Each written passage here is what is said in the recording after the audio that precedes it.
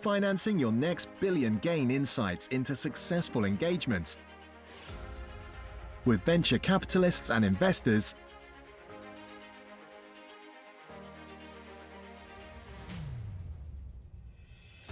Get ahead of industry trends, hear from industry leaders, influencers, founders, policymakers, and governments.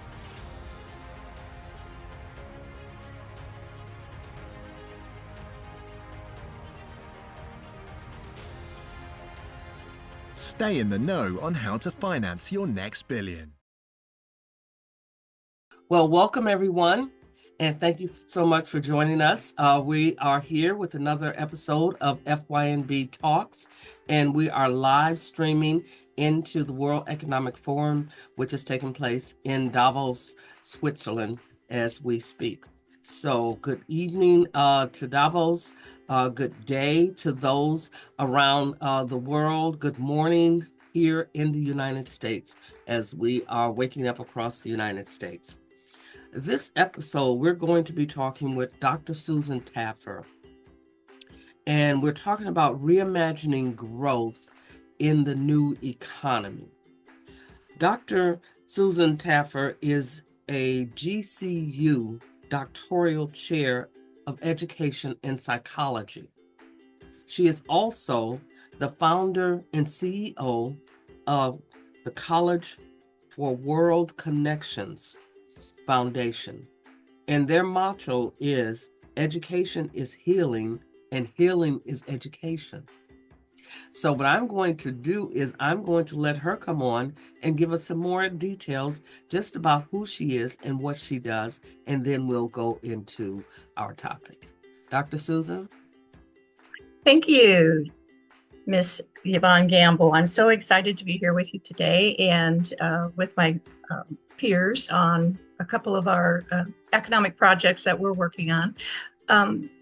I'm a university professor and have been that for a number of years, expanding into the world economy as a means to understand exactly what education is in the eyes of other countries, because we in America have always felt empowered by our educational models, our educational pathways, and we have highly regarded education as being the force in helping America become a leader in the world. And through education, I think there's a lot of benefits for every individual, no matter what path they take.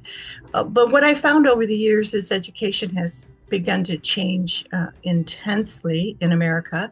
And in order to facilitate the shift in what individuals need and want to have as a learning modality for their career choices, their life path, that something needed to be added to the American education system. So that's been my goal in my research and all the work that I've done with my doctoral learners and the research that they do.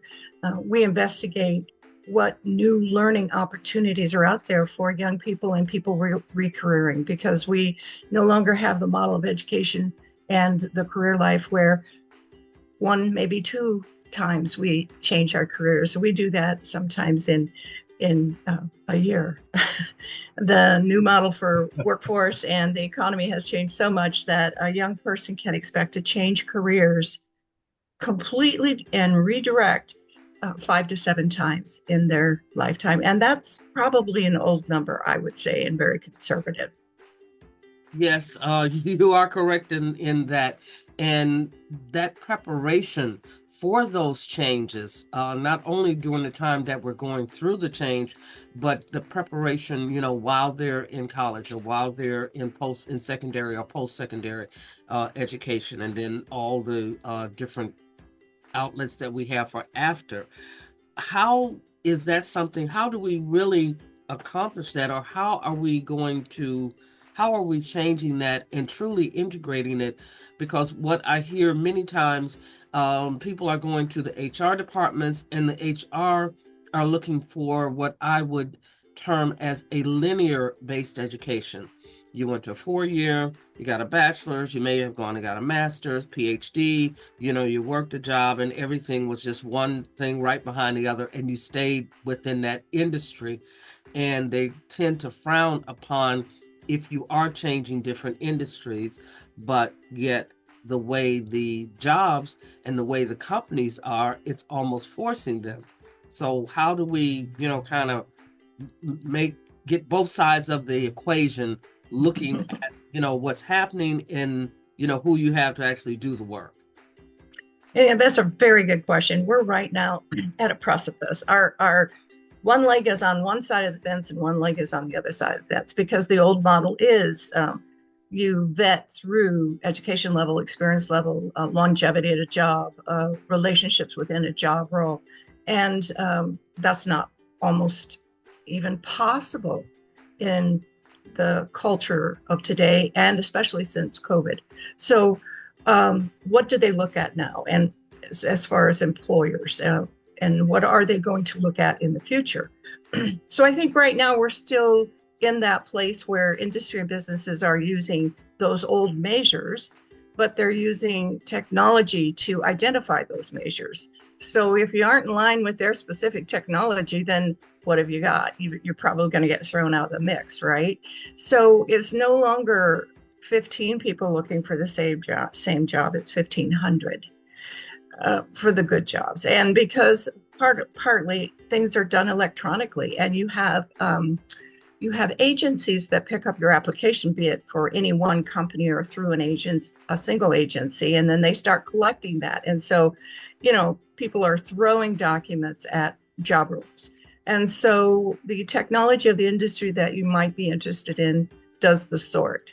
And I recall in the days of, I would say, the onset of when technology was becoming a household tool, HR individuals sometimes would throw all the applications up in the air that were qualified, and the one that hit the desk first would be the first one they would interview, because they were all equally as amazing because of the industry and the ability to be able to train the technological aspects of the job.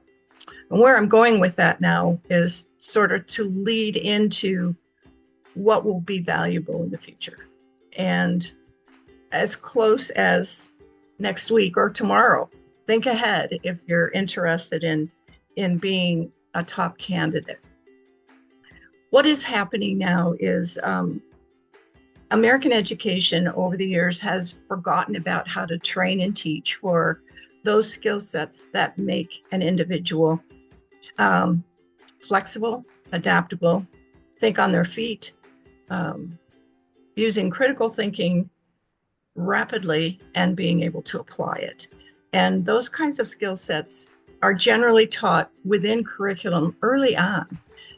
Never a class for it. Did you ever think of taking a class for how to be adaptable? No.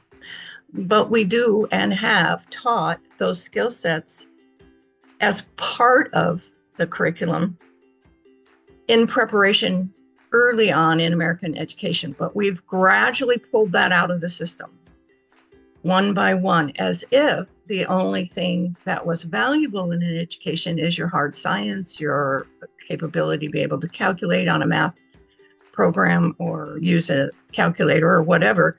And the hard sciences are valuable, but they're not all.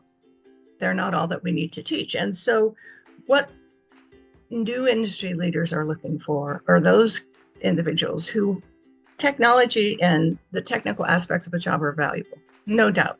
But you can teach that. You can teach that on the job, in the job, and going forward. But what you can't teach is the ability to communicate, the ability to be adaptable, and to have character and integrity as you make decisions, quote unquote, in the field.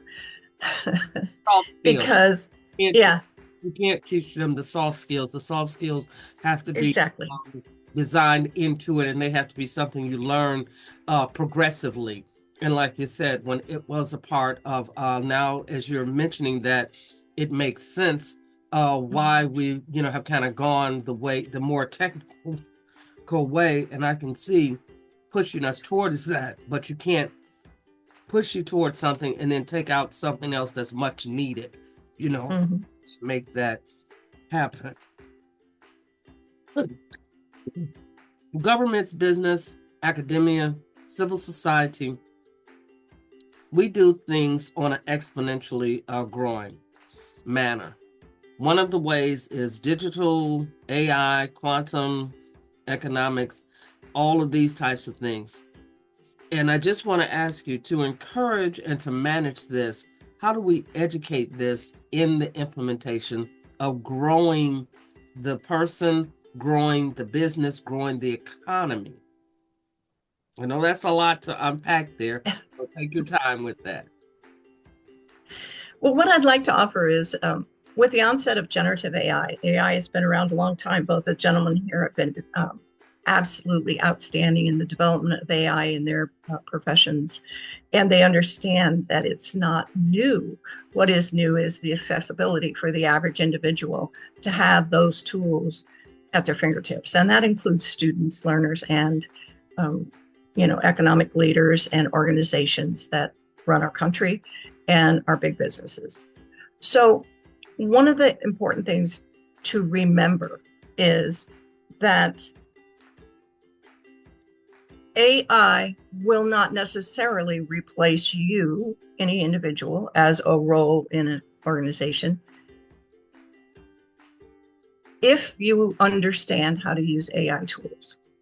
So don't be afraid of it. It's here, it's going to last, and it comes in many forms. And it will not necessarily replace you if you have the skills to know how to use it. So I say in education, for those individuals who are really frightened about, oh my gosh, there goes my teaching job, all the learners have to do is, plug their paperwork into an AI system and it'll spit it out. Well, yes and no. There are ways to identify if that's actually happening, because your learners, they have to vet the material that comes out. So that's just one small example. And I've told them all, don't worry about it.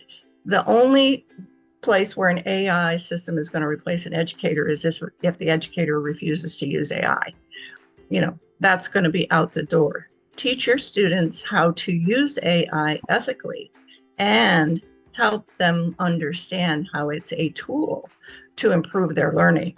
And that is truly, I think, the approach that governments, organizations can enhance their employee relationships with professional growth and development, is to include AI as part of the package.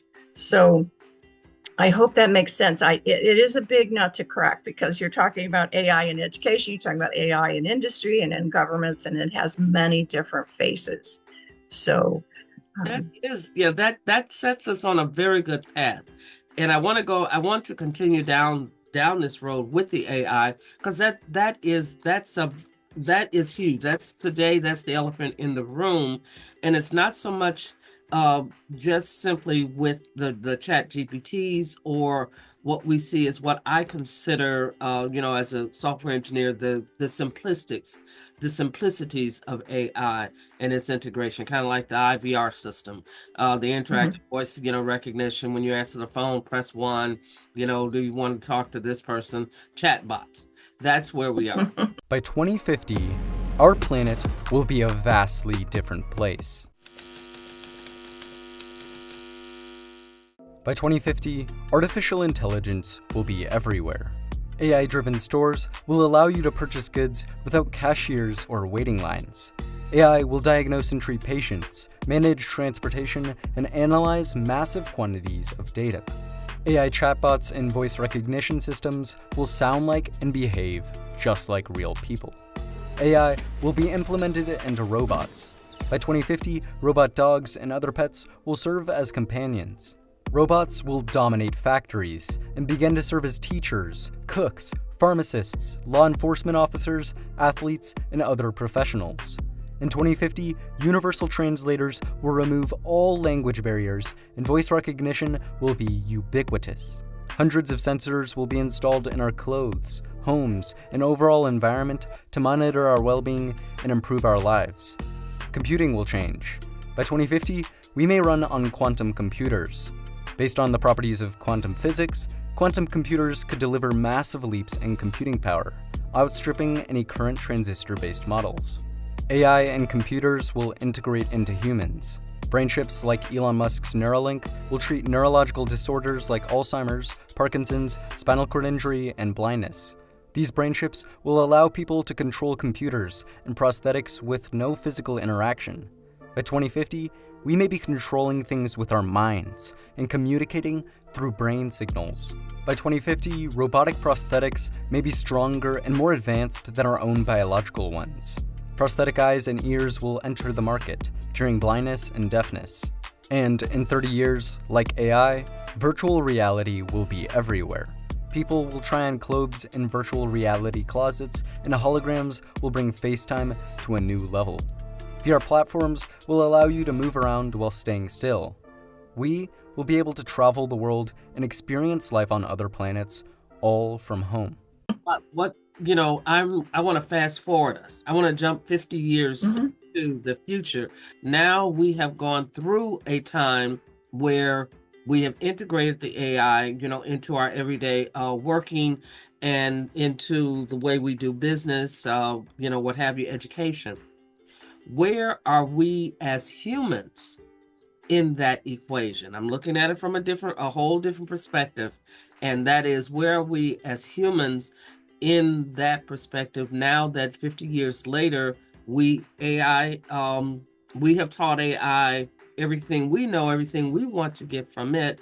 And now by 50 years later, AI is probably teaching itself. Then where are the humans in the equation now? Well, that's a big speculation. 50 years is a long time.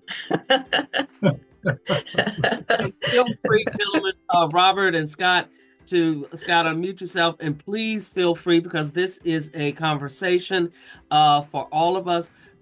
We're speaking into the World Economic Forum, and so they want to hear the voices. They want to hear from those people, who are moving these needles forward. They want to hear, what is your perspective?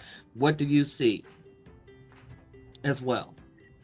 Well, I could start on that little avenue because I'm incredibly excited about what is possible for the future.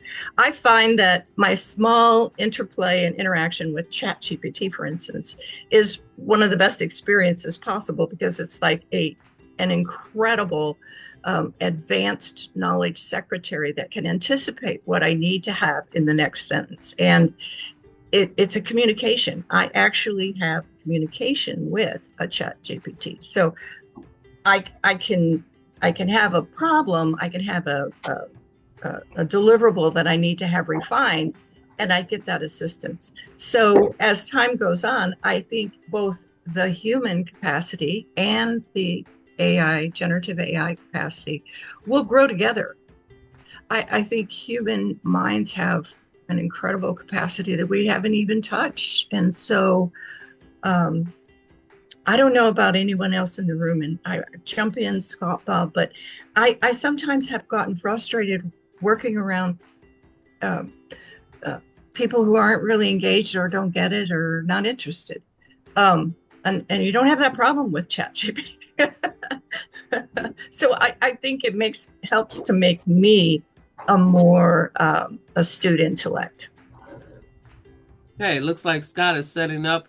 I know he's got something he wants to say. Scott, why don't you step up to the microphone and give us that 30-second who you are, what's your company that you're a part of, that you're heading up. Yeah, my name's Scott Wilson. I'm CEO of Doctoral. We're an education platform that utilizes AI for the educational process, adaptive learning, machine learning, and that's kind of who we are. And as far as the next 50 years, I think it's going to follow the same kind of path that the computer did when it first really hit the personal homes in the 80s. And, you didn't see much use for it, but it was there on your desktop, and you could do some spreadsheets and you could play some text-based games. And the human mind took over and found out ways to make the computer such an amazing tool and then along comes the internet and it evolves. So I think what we're going to see is the same kind of pattern, but quicker. I don't even think 50 years. I mean, 50 years will probably be a whole new ball game. So I think the acceleration of AI is going to happen at a much quicker pace than the PC did in taking over the human experience, so to speak. And so that's kind of where I'm at on that one. Hey, And that's good. That's excellent. Robert, your perspective, where do you see this going with AI? Well, I think the basic nature of how you deal with AI puts the learner in more of a position to be able to ask questions. So I think you have to create a learning environment that allows the student to express their interest in what's going on. Of course, AI, with the question process that you go through, creates that inquisitive nature or encourages it. The education itself is going to occur on a more intimate level with fewer teachers needed for a classroom, but the people that are teaching in the classroom take the person who they are, whether it's in a grammar school or it's in a college room. They're going to take create an environment where people can learn. And learning is going to be how to learn and how to ask questions, kind of like the back end of a PhD program. You ask a question and have to figure out what the answer is. So someplace along that continuum, once somebody learns how to read, write, and talk, then you have to put them in an environment where they're encouraged to ask questions. And that's going to be the trick in terms of creating the institutions that are going to take us into the future.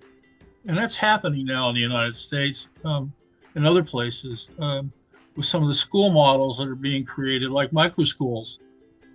So I think that in that kind of environment with a microschool, you have 10, 15 children, and you have facilitators or parents many times, and people that have left the teaching profession to go into the running of microschools or working in that environment.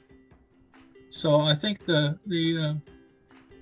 I think we're on a track to look at the institutions that teach and figure out how to take the future with changed institutions.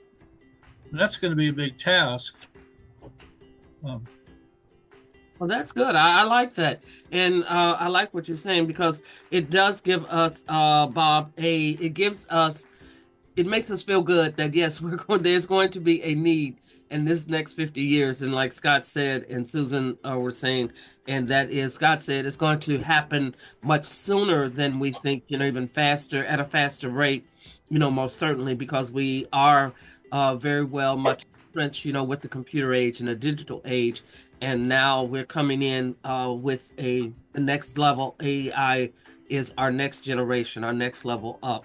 And so it's but I like the fact that we have that control and we maintain that control. And Dr. Susan, I would like to come back to you on this particular one, because you are very good with this. You have counseled me in public-private efforts across all the different spectrums. How do we make certain that with our public, with our, with the public, the communities that we serve, the people who are coming to, our educational systems, and then private systems, matching that with what Robert was saying. He brought that up to the subject line when he began to talk about the micro learning, the micro schools. Now, obviously, that's something that's aside, in addition to the standard education, Board of Education, school systems, the standard college systems. Now you've got a micro school where there's learning. Is everyone learning the same thing, just in different settings? Or are these different school settings teaching something different in the private sector? Yeah, good question. Yes and no. Some overlap is definitely for sure. There are certain things that every person, I feel, should know and understand. And that's one, how to communicate verbal, use words, communicate, and calculate. Communicate and calculate. And so those are fundamental learning aspects that every person should have under their belt. Different levels of capabilities, but nonetheless, the ability to do that. So what else are we doing that's different in the micro schools? Well, I think to the first point, in the micro schools, we're teaching and leading in a way where the all-out end result is not to be able to pass a test. Because the tests are fine for those people who love to do testing. I have an absolute brilliant PhD student who does not like testing, but she's an absolute brilliant person who does research incredibly well, and she's an incredible teacher in special ed. So that's an example of, she may not be good at testing, but she can produce a research project and do the analytics on a research project far better than some people who can take a quick test without a problem. So there are different skill sets. And I think that's the benefit of the privatized schools that are out developing the micro schools, private school settings. Their measures are less governed by the, I will say, a slight argumentative word. Our testing systems in our American school systems are a bit archaic. They're focused on the wrong thing.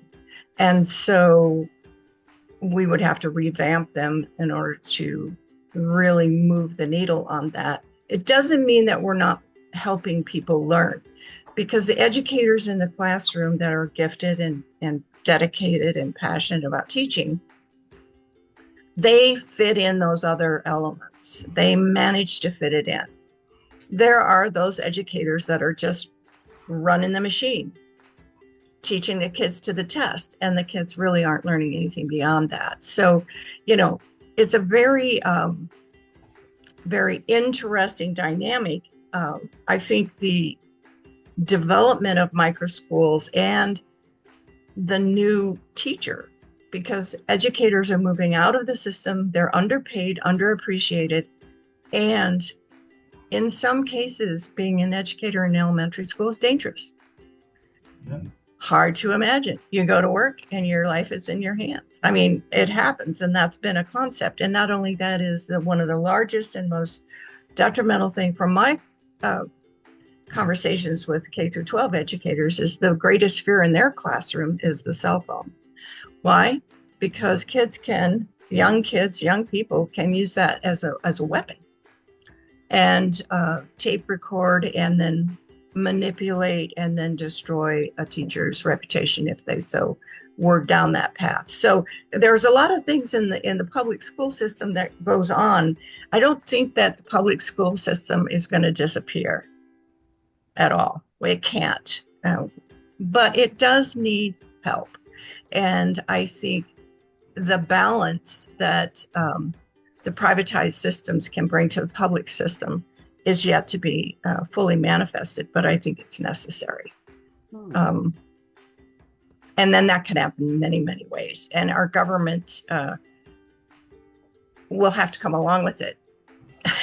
It will need to adapt to that.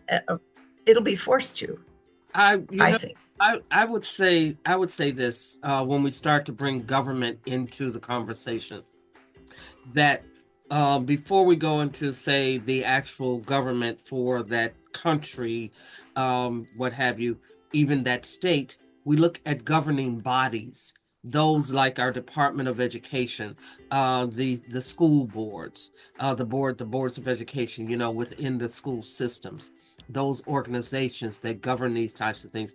I think what we kind of push it up the ladder too far, because that's true. Yeah, your governing system that's governing the whole country, they're not going to look at it the same way as a board that actually sits there in that county or at that school is going to look at that particular group of individuals or their area, what have you.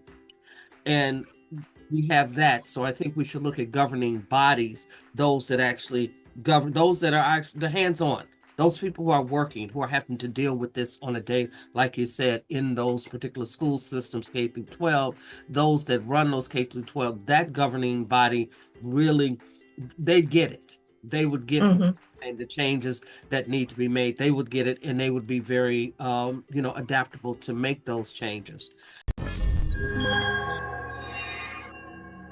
What happens when a group of the world's greatest minds gifted with wealth beyond our imagination buys a sprawling waterfront property in Toronto? They make plans for a $14.3 billion futuristic city, that's what. Sidewalk Labs released its Master Innovation and Development plans to turn a chunk of Toronto's Lake Ontario shoreline into the most futuristic city in the world. It would result in over 93,000 jobs and a better standard of living for its residents. And today, we're going to take a peek inside. Welcome back to our channel. If you haven't already, make sure you subscribe and ring the bell so you never miss a video from us. Google X Sidewalk Smart City. I'm going to throw a wrench in all of this, but all of you I know are very well adaptable and can really take this and run with it. Are we here in the United States and even in the world abroad at a crossroads as far as educating the people? Have we grown, have the people, which is the ones that we want to educate, gotten to a point where they have learned everything that has been taught, everything there is to know, and at the way in which it has been taught? And now you are seeing the younger people and even the older people at a different level. And so, as Dr. Susan made reference to say our systems are archaic, which basically says this, you're teaching me from the old system. If we, I can remember a show that used to come on, and you had Y. Chain Kang. He would come from the monastery and he was learning, and he's asked his master, he says, when is it the point that I can actually leave the temple? And he says, you can leave the temple, when you can take the rocks from my hand, then that's when you can leave. And so what does it show? It goes through all the different iterations, shows you him learning and understanding, and then he gets to that point where the rocks are in his hand. And now he can go out he's ready to go out into the world. Have we gotten to the point where all the rocks that our educators and our education system have, now we have those in the hands of the people who are here, and we're ready to go out into the world with something different? And if we are, because I think that's why we're getting such a pushback and the anger that you see, down into the ages of the younger children, anyone who would even fester in their mind, I want to ruin someone's reputation, because she gave me an assignment I didn't want to do. That's never been a thought. And I don't think that child just would have came up with that just, that day they woke up. But there's something there that is saying that's the rebellion. I think what we're seeing now is the mind is rebelling against the system in the only way it knows how, and doing those few things that are futile, if they may. But that's why there's a lot of division in our school systems. So what next? Because I think we have gotten to that crossroads where we're going to educate the system and educate the people for the future. We're going to have to come together in some type of way. Is there a governing body, or is there a group that is trying to bring in all those different areas that are different and say, okay, because we all really are dealing with the same issue. At least that's my thoughts. Your thoughts on that? Scott, you want us to take this one first? Ooh, I'll follow your lead on this one. Okay. I think one of the institutions that has to change is the parental role, in this case of K through 12, is going to be more responsible for the education. And that's one of the things that happens with micro schools. The people that are driving that, at least in Nevada right now, are the parents. Parents are saying that I want my child to be able to read and write when they get through with this. And So their caring role has changed much because of COVID, because they realized the problem. So I think we're on the path of making some fundamental changes around the sociology of education and who's responsible for it. And it's going to be a long-term effort because we're going to be changing a major institution called the family. They're going to be responsible for the education, which happens to be a 50-year-old idea, but you can't delegate learning to a 35-student classroom. It doesn't happen, and that's what we've run into. So the structure of the government to provide environments for learning to go on, we have to change the model because you can't afford a new school to be built these days. So it's a situation where we've got lots of things changing, and on top of that, the velocity of the information that's going through the knowledge database situation is exploding. I think that's the word you used in the beginning. It's exploding. So how do we capture that? And that's the role of the teacher and the institution to bring in what's going on a broader level to create teaching environments. And where the AI shows up is that you have the ability now, and it will get better, of assessing the learning process that the student's going through, both in front of a computer, which is measuring their eye movement, that's measuring their attention to the screen and response to things. So that whole dynamic is going to be changing as well. But that's moving forward. So a lot of things are going on right now that are going to make a major change in the education of a society. Thank you. Scott, want to take a shot at it? Well, when you raised the question, for me, my first response is meeting in the children where they're at in terms of this modern era. We didn't have cell phones, and we didn't have. It's like we're ignoring a lot of the tools that are available. We're afraid of a lot of the tools that are available, and thinking that they're bad for the student when that's how they know how to interact. They know how to socialize. They know how to engage. And we're taking those away from them in certain regards, especially now they're banning cell phones and stuff like that. But that's taking a part of their daily life out of the equation. They're not like us when I went to school, we didn't have any of that stuff. No computers, no phones, no nothing. And so we engaged completely differently in the learning process because there were far fewer distractions. Well, we can call them distractions, or we can call them tools. And I think that's the mistake. And I think the evolution that happens is really giving them the access to those tools and letting them use it and not being afraid. And it's been very interesting just to watch my son go through college and his integration of AI into how he's processing his different classes has been fascinating. And they went to take that away, I think goes against the grain of how they interact with each other and how they are learning to use what's out there available to them in the real world. And I know that going into the workforce, especially as a developer, these tools are now commonplace to aid in the ability to code. Well, you take that away from them, and all you're doing is getting, you're setting them up for failure at this point, because those tools will really help, and they can speed along the educational process of a junior level developer. So when companies shut that down, I'm just kind of sidetracking, but when they shut that down, you're taking away the strength of their generation, which is utilizing technology to accomplish goals. That's kind of what I have to add to it. I like that. That's a model. Yeah. Yes. Dr. Sue. Well said. Well said. Yeah. Well said, Scott. And to your point, you're exactly right. You can take away the phones, throw them in a basket, and begrudgingly have a class attention for an hour and a half. But all much better to be able to pull it into the curriculum development process and have them utilize the phone as a tool. And I think that's really excellent, Scott. I know I volunteered at what we call the job Job Corps. And Job Corps is a collection of youth that, for whatever reason, are no longer in the public school system or have other issues that run them through this process of being able to prepare for life.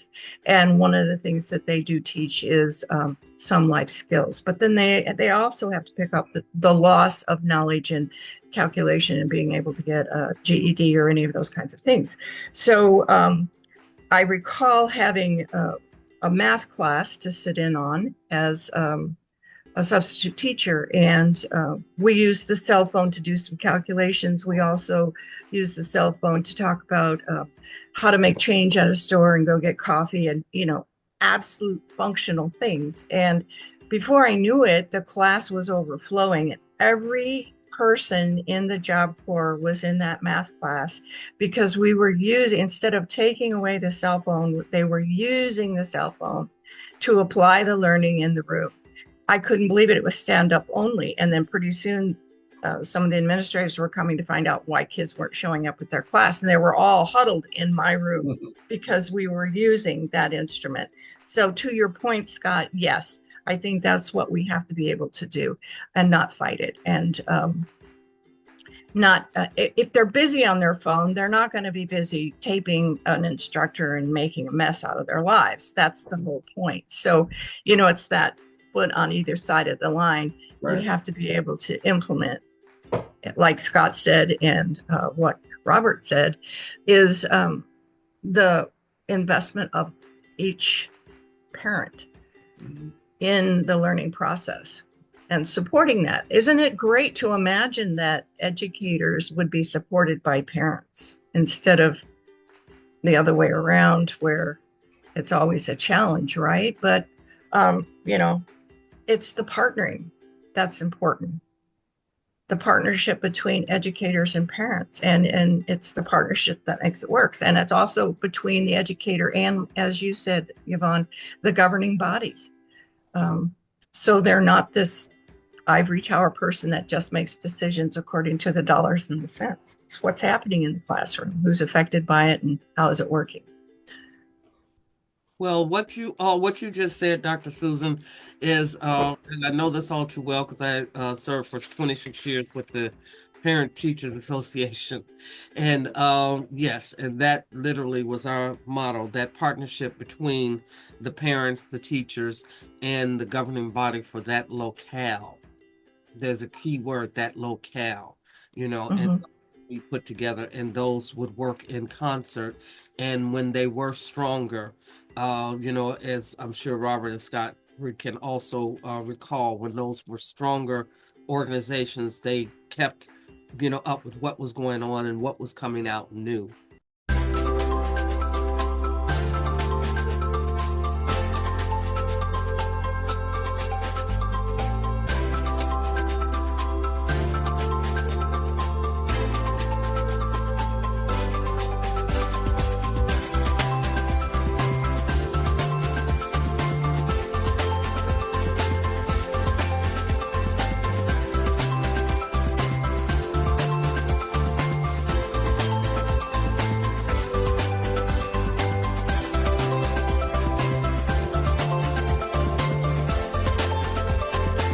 Just to kind of, wrap this all up, you all answered that question very well. I love what Robert said. We have to explode the status quo.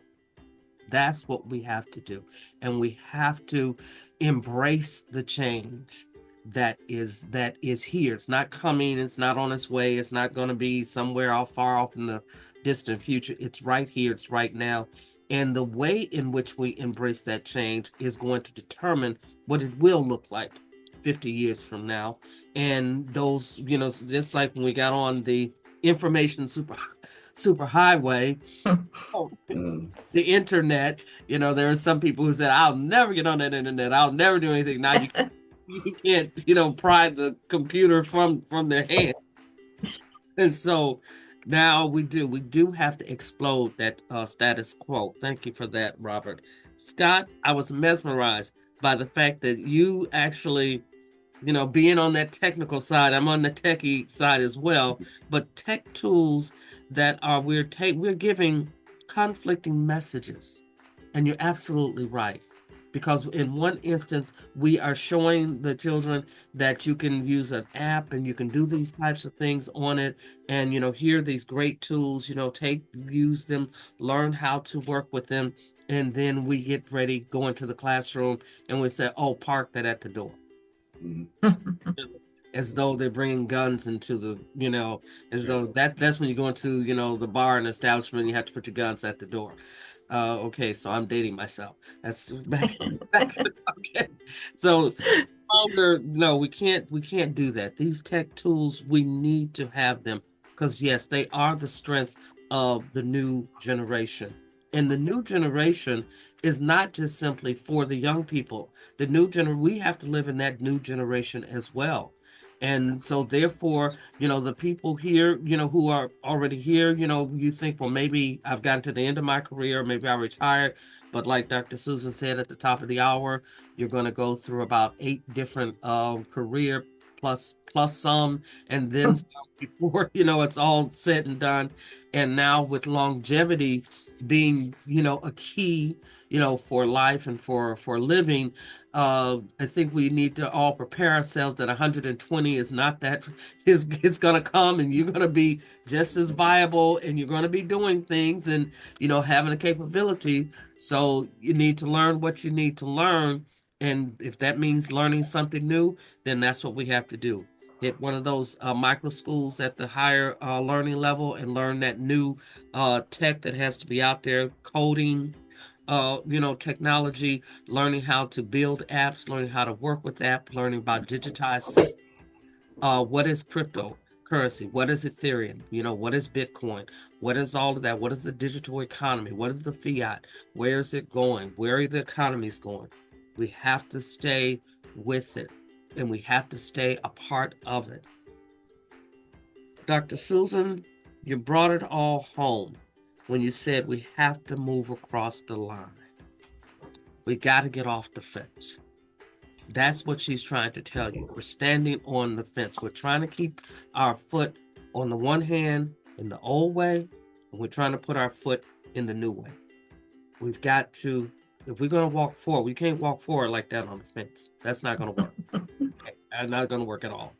Once you pass the age of about 10, 11, you hit 12, 13, that ain't going to work. You're going to fall, and that's not going to feel good. You've got to put those feet together, get off that fence, and get on that pathway to moving forward. Those partnerships between parents, between teachers, local government agencies, groups, organizations, we have to strengthen those. We have to be a part of those. And in some instances, we may even have to create those if they are not there, or create those links or those networks and call those people into form and say, let's get together because this affects every single one of us. You don't get to leave here and that's it. It's over. It's done. Or I don't have to do anything. I've done my part. No, your part is never done, even when you're gone. One thing that I can remember, and I'll wrap this up. I'll let Dr. Susan have the last words. But one thing I remember, my father always told me, he was a minister of Islam. And he said this. He said he would be greater in my life when he was gone than he was when he was here. As a child, obviously, I didn't understand that. But as an adult, I understand every single word he said. Dr. Susan, I'll turn it back over to you to take us home.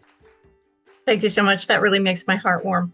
One of the things that I'd like to share as a closing remark is there are many ways to help facilitate the needed partnership between parents and education system and young people.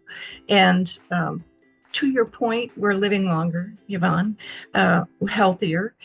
That will increase, I see, as time goes on. So what is also important is there are a lot of quote unquote aging adults that would love to engage in the process of teaching and learning with young people.